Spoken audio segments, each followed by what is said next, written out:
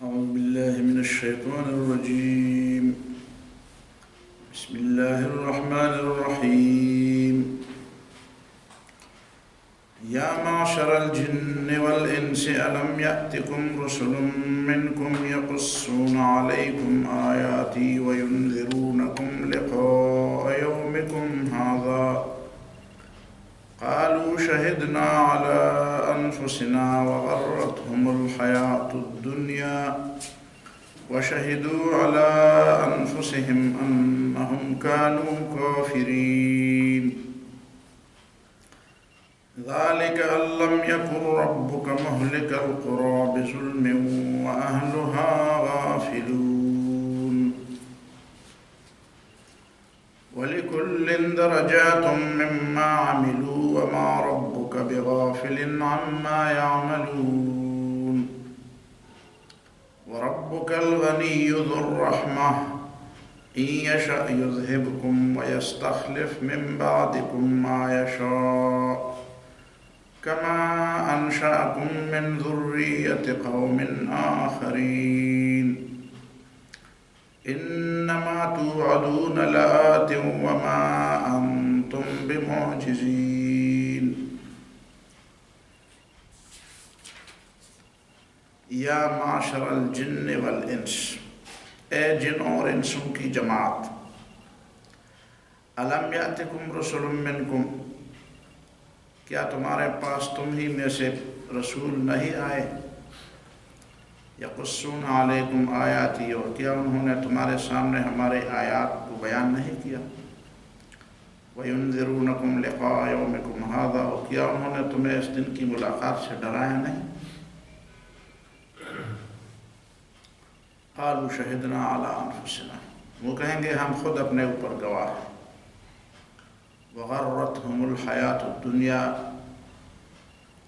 اور دنیا میں ان کو دنیا کی زندگی نے دھوکے میں ڈالا تھا۔ وشہدوا علی انفسہم، اور اس وقت وہ خود اپنے آپ پر گواہی کریں گے کہ انہم کانوا کافرین، کہ وہ نہ سمجھ نہیں تھے بلکہ منکر تھے۔ ذالک، یہ رسول اللہ نے اس لیے بھیجے، یا اس وقت اللہ نے ان سے پوچھا اس لیے تاکہ یہ گواہ رہیں کہ ہمارے ساتھ کوئی ظلم و زیادتی نہیں ہوئی۔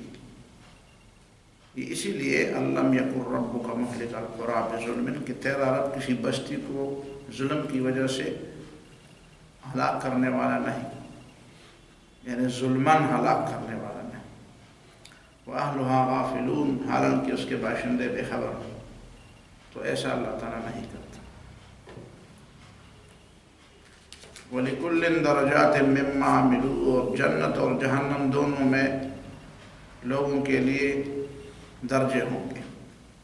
جنت والوں کے بڑے نیچے چھوٹے اور بڑے درجے ہوں گے، جہنم میں بھی درکات ہوں گے۔ وَمَا رَبُّكَ بِغَافِلٍ عَمَّا يَعْمَلُونَ، اور تیرا رب بے خبر نہیں ہے ان اعمال سے جو یہ لوگ کرتے ہیں۔ وَرَبُّكَ الْغَنِيُّ ذُو الرَّحْمَةِ، تیرا رب بے حاجت ہے، محتاج نہیں ہے، اور رحمت والا ہے۔ إِن يَشَأْ يُذْهِبْكُمْ، اگر وہ چاہے تو تمہیں لے جائے، تمہیں دنیا سے ختم کر دے۔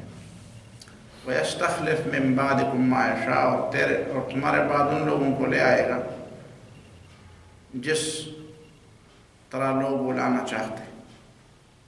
کما انشأکم من ذریۃ قوم آخرین، جس طرح اللہ نے تمہیں ایک دوسری نسل کی اولاد کے طور پر پیدا کیا۔ انما توعدون لآت، جس جنت، جہنم اور قیامت کا تم سے وعدہ کیا گیا ہے وہ یقیناً آنے والی ہے۔ وما انتم بمعجزین، اور تم اللہ تعالیٰ کو عاجز کرنے والے نہیں ہو کہ وہ اپنے وعدے پر عمل نہ کر سکے۔ قل یا قوم اعملوا علی مکانتکم، کہہ دو اے لوگو اپنے طریقے پر چلتے رہو، انی عامل، میں بھی ایک طریقے پر چلنے والا ہوں۔ فسوف تعلمون من تکون له عاقبۃ الدار، ان قریب تم سمجھ جاؤ گے کہ بہتر انجام، بہتر گھر والا انجام کس کا ہوتا ہے۔ انہ لا یفلح الظالمون، یقیناً ظالم لوگ فلاح اور کامیابی نہیں پاتے۔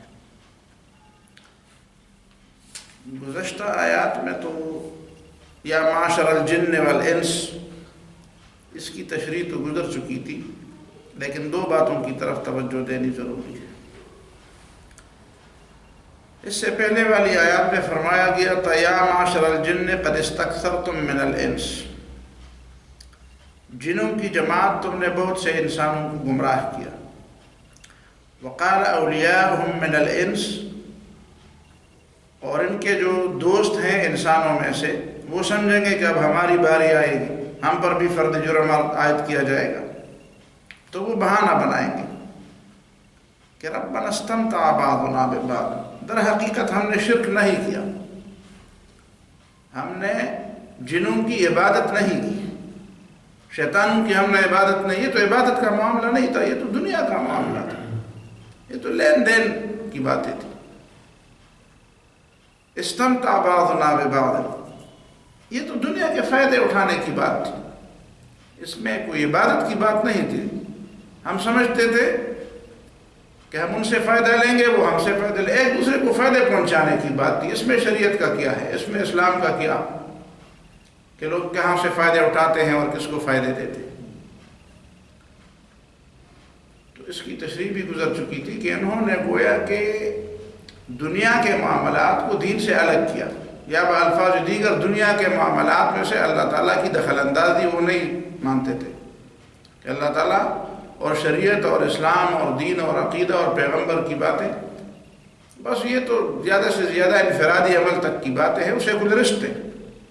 اجتماعی معاملات میں مال کیسے کمایا جائے، کیسے خرچ کیا جائے، تعلقات کیسے رکھے جائیں، ادارے کیسے بنائے جائیں، ادارے کس طرح چلائے جائیں، اس سے اسلام کا کیا تعلق ہے؟ استمتع بعضنا ببعض، یہ تو باہمی نظام ہے، ایک دوسرے کو فائدہ دینے اور فائدے اٹھانے دینے کا نظام ہے۔ البتہ وہ بلغنا اجلنا الذی اجلت لنا، ریٹائرمنٹ سے پہلے ہمارے اوپر موت آ گئی، اس کا مطلب یہ کہ ہمیں موقع نہیں ملا۔ ہم چاہتے تھے کہ ان دھندوں سے فارغ ہو کر پھر کبھی عبادت کر لیں گے، کسی کونے خردرے میں بیٹھ کر ذکر و تسبیح کر لیں گے، لیکن اس کا موقع ہی نہیں آیا، کام زیادہ تھے۔ بس زیادہ سے زیادہ ہماری غلطی یہی ہے کہ ہمیں موقع نہیں ملا۔ آپ نے ہمیں جو زندگی دی تھی وہ اتنی مختصر تھی کہ اس میں ہمیں سنبھلنے کا موقع ہی نہیں ملا، سمجھنے کا موقع آیا تو بس ہم پکڑے گئے۔ اب اس صورتحال دیکھیں، یہاں پہ لوگ انکار کر رہے ہیں، اور دوسری دفعہ اسی آیت میں جب صرف انسانوں اور وہ صرف جنوں کو اور پھر انسان سمجھتے تھے کہ ہمارے سامنے بھی کلام کا رخ ہماری طرف بھی پھرنے والا ہے، تو انہوں نے خود کہنا شروع کر دیا کہ تاکہ ہمارے اوپر کوئی جرم عائد نہ کی جائے۔ اب دوبارہ جب جنوں اور انس سب کو کہا جا رہا الم یاتکم رسول منکم یقصون علیکم آیاتی وینذرونکم لقاء یومکم ھذا، کیا ہماری آیات کی تلاوت نہیں کی گئی تھی تمہارے سامنے اور تمہیں اس دن کی ملاقات سے ڈرایا نہیں کیا تھا؟ اب ان کو یاد آئے گا کہ واقعی آیات کی تلاوت تو کی گئی تھی، اور آیات میں تو کئی چیزیں تھیں، آیات میں تو یہ باتیں تھی کہ یہ جائز ہے، یہ ناجائز ہے، یہ کرنے کے ہیں، یہ نہ کرنے کے ہیں، اور قیامت کے دن ایک ایک بات کے بارے میں پوچھا جائے گا۔ تو اس وقت یہ سمجھ جائیں گے کہ ہاں واقعی یہ کام تو، یہ دنیا کا لین دین اور یہ ساری چیزیں تو ہمیں دنیا میں بتایا گیا تھا کہ یہ تو دین کا حصہ ہے، یہ تو توحید کا تقاضا ہے، ایمان اور عقیدے کا تقاضا ہے، یہ دنیا دین سے الگ کوئی چیز تو نہیں ہے۔ اب ان کو سمجھ آ جائے گی، تو اس وقت دنیا میں تھی اور سمجھ نہیں آئی بات، ادھر تو ظاہر ہے ادھر کوئی درس قرآن تو نہیں ہوگا، قیامت کے دن کوئی درس قرآن درس حدیث تو نہیں ہوگا، تو کیسے اس وقت ان کو سمجھ آ جائے گی؟ اصل میں پردہ ہٹ جائے گا، دنیا میں جو پردہ تھا وہ پردہ ہٹ جائے گا، وہ پردہ کیا تھا وہ پردہ اب اگر نہیں ہٹتا تو پھر انسان ملزم کیوں، پھر گناہگار کیوں؟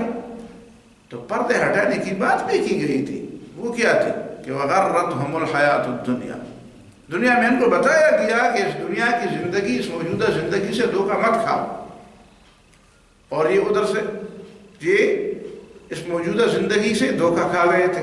اب ان کو بتایا گیا تھا کہ یہ زندگی دھوکے کی چیز ہے، کتنی آیات میں بتایا گیا ہے کہ یہ دھوکے کی چیز ہے۔ فَلَا تَغُرَّنَّكُمُ الْحَيَاةُ الدُّنْيَا وَلَا يَغُرَّنَّكُمْ بِاللَّهِ الْغَرُورُ، خبردار کہیں یہ موجودہ زندگی تمہیں دھوکے میں نہ ڈالے، اور خبردار کہیں شیطان جو دھوکہ دینے والا ہے اس کا کام ہی دھوکہ دینا ہے، وہ تمہیں دھوکے میں نہ ڈالے۔ اب دنیا میں دنیا کی جو محبت اور لین دین اور اس طرح کی نفع نقصان کی باتیں تھیں تو یہ ان کے دلوں میں اور ان کے آنکھوں پر پردہ، یہی پردہ تھا، اور اس پردے کو ہٹانے کے لیے بار بار اب ان کو سمجھ آ جائے کہ اچھا بات تو کی گئی تھی تو میں نے مانی کیوں نہیں، اب ان کو یاد آ جائے گا۔ اس وقت ذہن اور فکر اور نظر بہت تیز ہوگی۔ بالکل حافظہ بڑا اچھا ہوگا، حافظے کی خرابی کی قیامت کے دن کسی کو شکایت نہیں ہوگی، یہ دنیا میں شکایتیں ہوتی ہیں۔ اس وقت حافظہ بڑا تیز ہوگا، سب کچھ یاد آ جائے گا، ایک ایک بات، ایک ایک لمحہ، ایک ایک حرکت، ایک ایک موقع بالکل ذہن نشین کرا، اچھا وہ چیزیں، وہ بات تو وہ میں نے کیوں نہیں کیا، اس وقت میں نے کیوں بات رد کر دی، توجہ میں نے کیوں نہیں دی، اگنور نظر انداز کیوں کیا؟ اس لیے کہ مفاد سامنے آیا تھا، اس لیے کہ دنیا کا فائدہ سامنے آیا تھا، دنیا کی محبت میرے اوپر غالب آ گئی تھی۔ وغرتهم الحیات الدنیا، ابھی کہیں گے نہیں، لیکن اللہ تعالیٰ تو علیم بذات الصدور ہے، اللہ تعالیٰ نے تو اس پہ تبصرہ کیا کہ اصل میں وجہ یہی تھی۔ وشہدوا علی انفسہم انہم کانوا کافرین، اب ان کے لیے کوئی راستہ نہیں رہا، ان پر کوئی ظلم، ان کو کوئی تھپڑ نہیں لگائے گا، اس طرح نہیں ہوگا جس طرح تفتیش میں مجرم کو لٹکایا جاتا ہے، اس کو ڈرایا دھمکایا جاتا ہے، اس کو مارا پیٹا جاتا ہے، اس کو باندھا جاتا ہے، اس طرح کی بات نہیں ہوگی۔ اس طرح کی بات میں تو ایک غیر مجرم بھی جرم کا اقرار کر لیتا ہے۔ کل بزرگ نے گاؤں میں قصہ سنایا، کسی زمانے میں کسی کی بیٹی گم ہو گئی تھی، تو اس نے کسی دوسرے پر دعویٰ کی، اس نے میری بیٹی کو قتل کیا۔ بہرحال چلتے چلتے کہیں سے کوئی لاش برآمد ہو گئی، تو لڑکی کے باپ نے کہا بس یہی ہماری بیٹی ہے، اور اس کو اس نے کہا تم نے قتل؟ اس نے کہا ہاں میں نے قتل کیا ہے۔ اب وہ جیل میں ہے، ابھی وہ لڑکی کسی جگہ زندہ نکل آئی، تو زندہ نکل آئی تو جب وہ پتہ چلا تو لوگوں نے اسے کہا تم نے کیوں کہا کہ میں نے قتل کیا؟ اس نے کہا میں نہ، تم سب ہوتے تو تم بھی کہتے کہ ہم نے قتل کیا ہے، میں نہ کہتا تو کیا کرتا؟ تو پتہ چلا کہ ایسے اقرار کرایا جاتا ہے۔ لیکن قیامت کے دن اللہ تعالیٰ صرف دلیل دے گا، اللہ تعالیٰ مجرم کو اس طرح لٹکائے جب تک وہ ملزم ہے اور مجرم نہیں بنا ہے، اس کو ملزم سے مجرم بنانے کے لیے، وہ لوگ ملزم کہتے ہیں، حقیقت میں یہ لفظ ملزم ہے،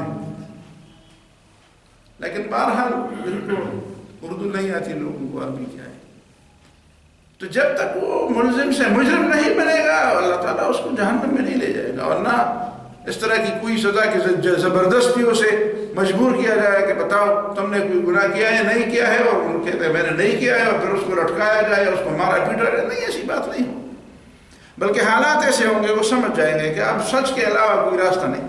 یعنی یہ انتہائی مجرم کی، کافر کی، بدعمل اور بد کردار لوگوں کی بے بسی کی انتہائی تصویر ہے، بے بسی کی تصویر۔ قرآن تصویر ہے، یہ تصویر کا بھی ہے نا، دوسرے دیوار پر تصویر کی کیا ضرورت ہے، اصل میں تو یہ تصویر ہے، یہ ایک منظرنامہ ہے، یہ منظرنامہ یہ آئندہ ہوگا، لیکن یہاں پہ آپ دیکھ رہے ہیں کہ اس کو ماضی کے سیرہ میں بتایا گیا جاتا ہے۔ الم یاتکم رسل منکم وشہدوا علی انفسہم، انہوں نے گواہی دے دی اپنے اوپر انہم کانوا کافرین، کہ وہ دنیا میں کافر تھے۔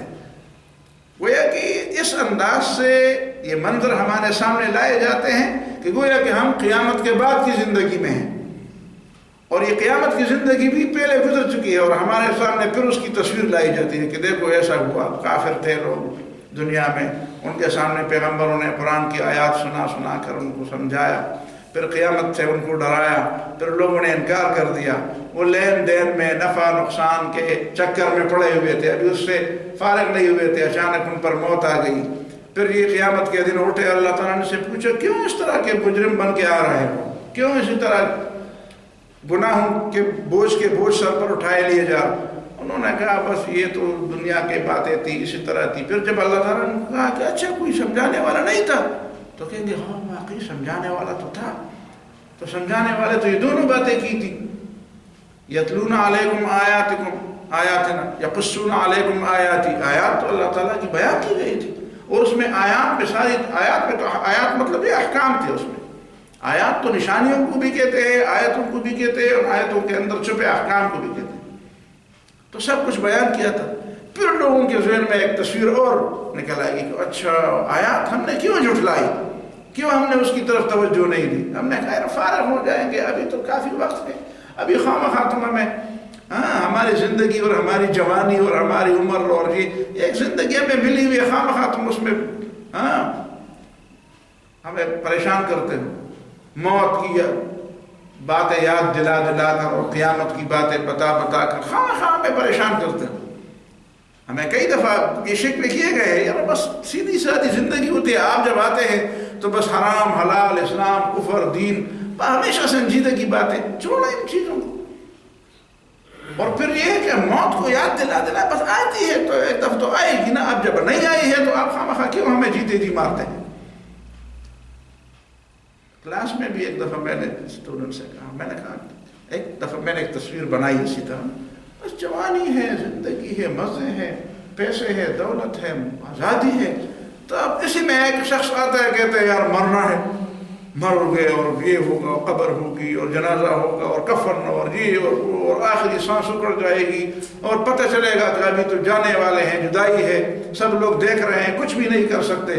ایسی ایک منظر. آپ کیا کہیں گے کہ ایسے لوگ تو بچے کہتے ہیں واقعی اس طرح کی بات تو ہے، اس طرح تو کہہ نہیں سکتے کہ غلط کر رہے ہیں، لیکن بہرحال پتہ چل جاتا ہے. تو میں نے کہا یہ غلط کیا، اس نے غلط کیا کہ موت یاد دلائی.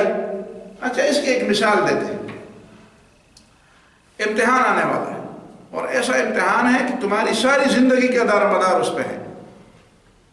جن لوگوں نے تمہیں خرچہ دیا ہے، جن لوگوں نے تمہیں پڑھایا ہے، جن لوگوں نے تمہارے سر پر بڑے بڑے وعدے کیے، لوگ تو وعدے کیا، لوگ تو جوئے بھی کھیلتے ہیں کہ نہیں وہ جیتے گا وہ ہارے گا. ایک کہتے ہیں ہارے گا، دوسرے کہتے ہیں وہ جیتے گا اس نے.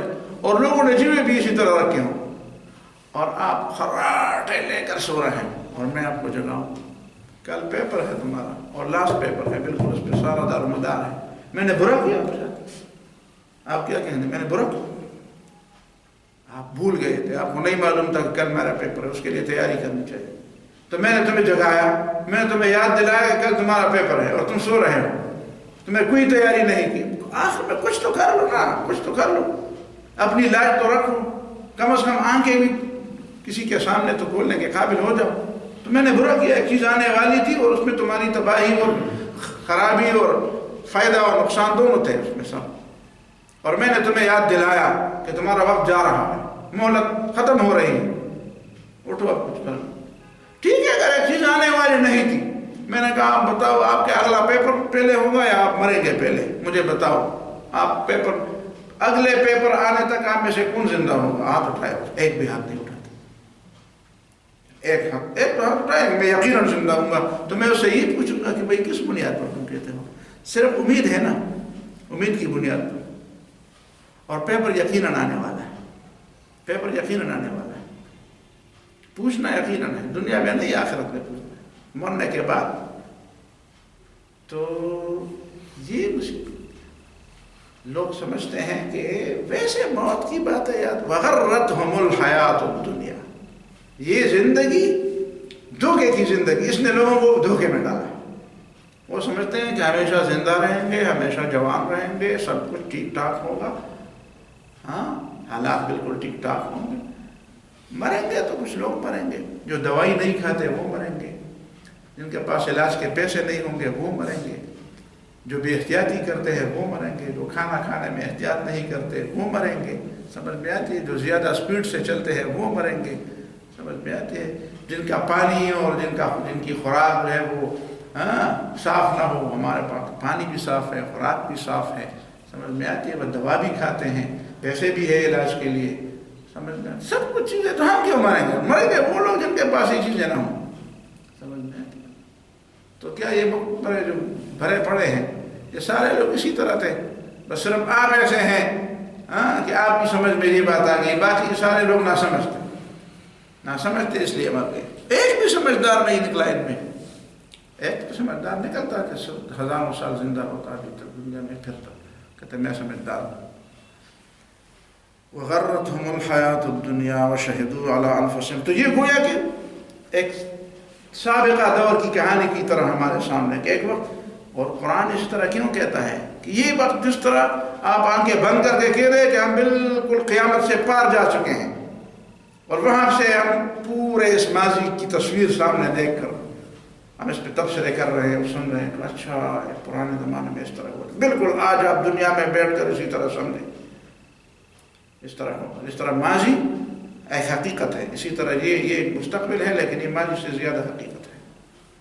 وَشَهِدُوا عَلَىٰ أَنفُسِهِمْ، پھر ایک یہ بے بسی، لوگوں کی یہ بے بسی دیکھے کہ لوگوں کو سوائے اس کے کہ وہ اعتراف کر لے کہ واقعی ہم کافر تھے، اور شَهِدُوا عَلَىٰ أَنفُسِهِمْ أَنَّهُمْ كَانُوا كَافِرِينَ، یہ بھی نہیں کہیں گے کہ ہم سیکولرسٹ تھے، یہ بھی نہیں کہیں گے کہ ہم گناہ گار تھے، یہ بھی نہیں کہتے کہ ہم غلطی پر تھے، بس سیدھا سادہ لفظ کہہ دیں گے کافر۔ کافر ایک ایسا لفظ ہے کہ بالکل واضح لفظ ہے، اس میں کوئی شک و شبہ کی گنجائش نہیں۔ فرعون نے ڈوبتے وقت کہا تھا، لوگ کہتے ہیں موسیٰ علیہ السلام نے قوم پرستی کی تعلیم دی تھی، قوم پرستی کی تعلیم دی تھی تو پھر وہ یہ کہتا ڈوبتے وقت کہ میں بھی قوم پرستوں میں سے ہوں، میں بھی قوم پرستی کا عقیدت مند بن گیا۔ اس نے تو صاف کہہ دیا وَأَنَا مِنَ الْمُسْلِمِينَ، میں مسلمانوں میں سے ہوں۔ تو اصل حقائق یہ اسلام اور اس کے مقابلے میں کفر، یہ ایسے حقائق ہے کہ چھپائے نہیں چھپتے، یہ لوگوں کے لاشعور میں ہیں۔ وَشَهِدُوا عَلَىٰ أَنفُسِهِمْ، کسی اور کی ضرورت، وہ خود اپنے اوپر گواہی دے دیں گے کہ واقعی غلطی ہماری تھی کہ ہم سیکولرسٹ تھے، غلطی ہماری تھی کہ ہم سمجھتے تھے کہ دنیا کے معاملات دین سے الگ ہیں، ہم سمجھتے تھے کہ اسلام کا حرام و حلال میں، اسلام کا معاشیات میں، معاشرت میں، منڈی اور بازار میں کمانے اور خرچ کا، اس میں اسلام کا کیا کام ہے، اسلام سیاست میں، اداروں میں، اس کا اسلام کے ساتھ کیا تعلق ہے؟ ذالک، اب یہ اللہ تعالیٰ نے رسول کیوں بھیجے کہ یہ خود اس بات کی گواہی دیں گے کہ ہاں بھیجے گئے تھے۔ اور اللہ تعالیٰ نے ان لوگوں سے پوچھا کیوں کہ بتاؤ، اس لیے کہ اللہ تعالیٰ کسی پر جبر کر کے، ظلم کر کے اس سے اقرار نہیں کرانا چاہتا۔ اللہ تعالیٰ نے کہا جبر ظلم نہیں ہے، ان انسانوں کے پاس جبر ہے، یہ جبر کرتے ہیں، اقرار کرتے ہیں، ظلم کرتے ہیں، اور ظلم کے ذریعے لوگوں سے اقرار کراتے ہیں اور ان کے مطابق پر سزائیں دیتے ہیں، لیکن اللہ تعالیٰ ایسا نہیں کرتا۔ اس سے پتہ چلتا ہے کہ دنیا میں انصاف اور عدل کہاں ہے؟ کون سی سرزمین ایسی ہے جہاں پہ ملزم کے ساتھ اس طرح انصاف کے بالکل وہ جب تک اس پہ اعتراف نہ کرے اس پہ ظلم بھی نہ کیا جائے؟ ایسا کیا کون سا نظام ہے لوگوں کے ساتھ؟ لوگوں کے پاس تو جبر، لوگوں کے پاس تو ڈرنا ہے، ظلم ہے، زور ہے، زبردستی ہے، تو اس سے کیسے انصاف ہو؟ ذالک ان لم یکن ربک مہلک القری بظلم، اللہ تعالیٰ ظلم کر کے کسی کو نہیں ہلاک کرتا، کسی کو سزا نہیں دیتا، باقی انسانوں میں سے کوئی کہہ دے وَأَهْلُهَا غَافِلُونَ، جبکہ اس کے باشندے بے خبر ہوں۔ اللہ تعالیٰ بے خبری میں کسی کو اس طرح نہیں پکڑتا، بے خبری میں اس کو پکڑتا ہے جس کو بار بار جھنجھوڑنے کے لیے ان کو سمجھا دیتا، اور پھر وہ خود کہتا ہے کہ واقعی غلطی ہماری ہے۔ پھر اس کے بعد پھر کیا ہوگا؟ کیا جب سب لوگ ہلاک کیے جائیں گے تو سب لوگ ایک ہی طرح ہوں گے جہنم میں؟ یہ لوگوں کی عجیب غلطی ہے۔ جب نیکی کی بات کرتے ہیں سب کو ایک طرح کی نیکیاں ملیں گی، سب کو ایک طرح کی نیکی کیسے ملیں گی؟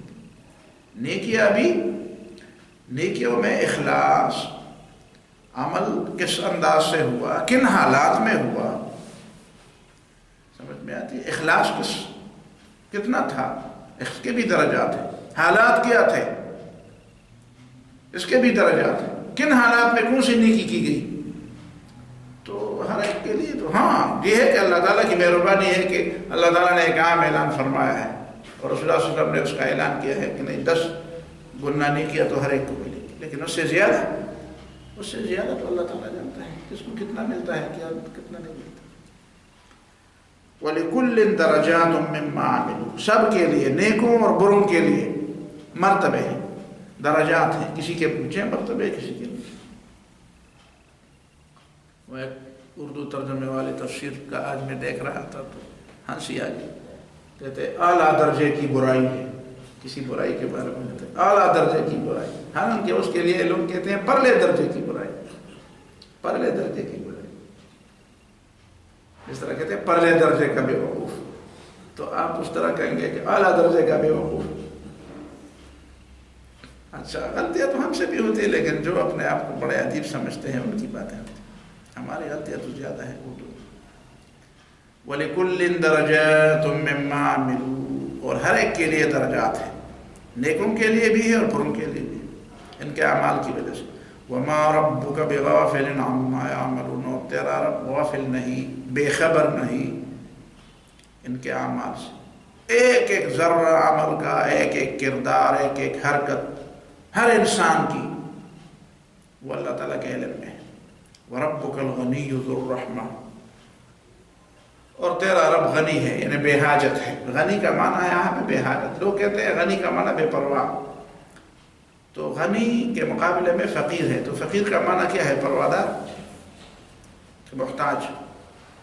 جب فقیر کا معنی محتاج ہے تو فقیر کے مقابلے میں غنی کا معنی کیا ہے؟ غیر محتاج۔ وَرَبُّكَ الْغَنِيُّ، تیرا رب محتاج نہیں۔ اور صمد کا مطلب بھی وہ ہے جو محتاج نہ ہو، لیکن غنی اور صمد میں فرق ہے۔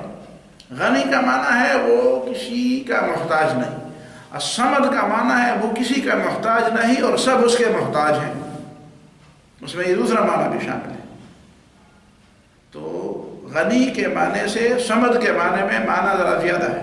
الصمد جو کسی کا محتاج نہ ہو اور سب اس کے محتاج ہو، اور ذو الرحمہ مہربانی کرنے والا ہے، جو کچھ ہے اس کی مہربانی ہے۔ ان یشاء یذھبکم، اگر اللہ چاہے تمہیں لے جائے، ختم کر دے دنیا سے۔ وَيَسْتَخْلِفْ مِن بَعْدِكُم مَّا يَشَاءُ، اور تمہارے بعد دوسرے لوگوں کو لے آئے جو اللہ تعالیٰ چاہے۔ کہ کن صفات کے حامل لوگ ہوں گے؟ جو اللہ تعالیٰ چاہے گا، جو اللہ تعالیٰ کرے گا، جو اللہ تعالیٰ چاہے گا اس کے احکام کی پابندی وہ کریں گے۔ ایسی ایسی صفات، جس طرح قرآن نے فرمایا نا پہلے سورہ المائدہ میں، مَن يَرْتَدَّ مِنْكُمْ عَنْ دِينِهِ فَسَوْفَ يَأْتِ اللَّهُ بِقَوْمٍ، اگر تم میں سے کوئی دین سے پھرا تو کوئی پرواہ نہیں، اللہ تعالیٰ کو کوئی پرواہ تو نہیں، اللہ تعالیٰ کو کوئی حاجت تو نہیں، وہ تو غنی ہے۔ فَسَوْفَ يَأْتِ اللَّهُ بِقَوْمٍ، اللہ تعالیٰ تمہیں لے جا کر دوسری قوم لے آئے گا، دوسرے لوگ لے آئیں گے، يُحِبُّهُمْ وَيُحِبُّونَهُ، کہ جو اللہ کو بھی پسند ہوں گے ان کو بھی اللہ تعالیٰ پسند ہوگا۔ عزة أذلة على المؤمنين عزة على الكافرين، مومنوں کے بارے میں نرم اور کافروں کے بارے میں سخت ہوں گے۔ ويجاهدون في سبيل الله، اللہ تعالیٰ کے دین کے غلبے کے لیے جہاد کرتے ہوں گے۔ ولا يخافون لومة لائم، اور کسی ملامت گر کی ملامت کی پرواہ نہیں کریں گے۔ وذلك فضل الله يؤتيه من يشاء، یہ اللہ کا فضل ہے، جسے چاہے وہ دے دیتا ہے۔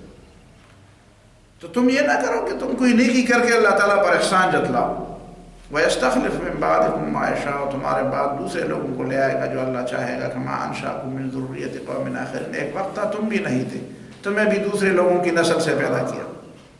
إِنَّمَا تُوعَدُونَ لَآتٍ، جان لو اور سمجھ لو کہ یقیناً جس چیز کا تم سے وعدہ کیا جاتا ہے، قیامت، جنت اور جہنم، یہ آنے والی ہے، اللہ تعالیٰ کے وعدے کی وجہ سے آنے والی۔ إِنَّمَا تُوعَدُونَ لَآتٍ، اس کا مطلب یہ ہے کہ جنت، جہنم اور قیامت کیوں آئے گی؟ باقی دلائل تو اپنی جگہ پہ ہزاروں دلائل ہیں، لیکن ان سب دلائل کے اوپر ایک دلیل اور ہے جو سب کے اوپر ہے، وہ کیا ہے؟ اللہ نے وعدہ کیا، اللہ نے کہا میں لے آؤں، قیامت آئے گی، بس کوئی اس کو ٹال نہیں سکے۔